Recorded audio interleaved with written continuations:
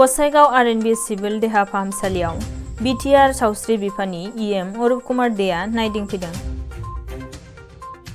गसाइगाव महकुमानि सिङाव थानाय RNB civil देहा फाहामसालियाव दिनै बिटिसिनि सावस्रि बिफाननि इएम बिथां अरुप कुमार देआ नायदिंफैदों।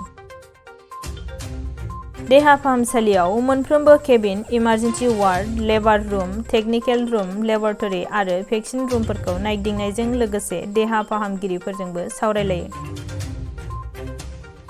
गुबुन गुबुन बाहागोफोरनि सायाव मोनथिनानै लायो आरो बेफोरनि सायाव नोजोर होनानै थाबैनो नांगौबायदियै हाबा मावलांनो थांखि लाबाय होननानै खौराङाव फोरमायना होदों।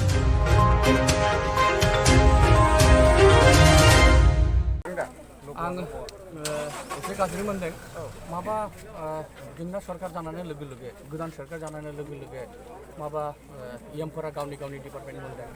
आं आंनि आखायाव हेल्थ डिपार्टमेन्ट मोनखाबाय, ओमफ्राय आं गुबुन गुबुन जायगायाव थांगासिनो। नट अनलि क'क्राझार, चिरां, बाक्सा, उदालगुरि मोनब्रै डिस्ट्रिक्टआव आं थांगासिनो। ओमफ्राय आं नेगासिनो मा प्रब्लेम दं। दिनै फैनानै गावनि मेगनजों नुदों जे माबा माने गोबां खामानि दङ बेहायनो मावनायनि। ओमफ्राय बे मेल वार्ड, फिमेल वार्ड लोगोसे माबा डक्टर चेम्बार बेबायदि खामानिखौ माने उइथिन भेरि सर्ट टाइम खामानि मावनांगोन।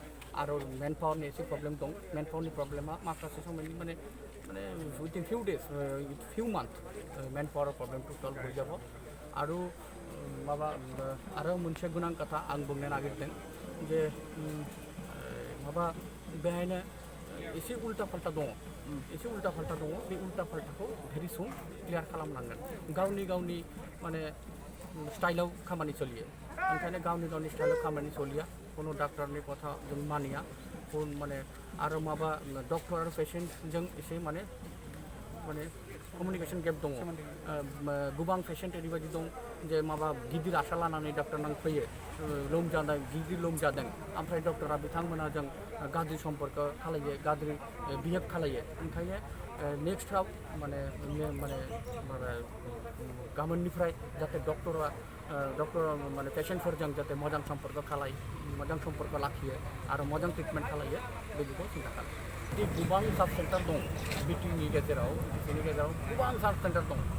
ओमफ्राय डिसपेन्सारि दङ, खिन्थु साब सेन्टार बादि नङा।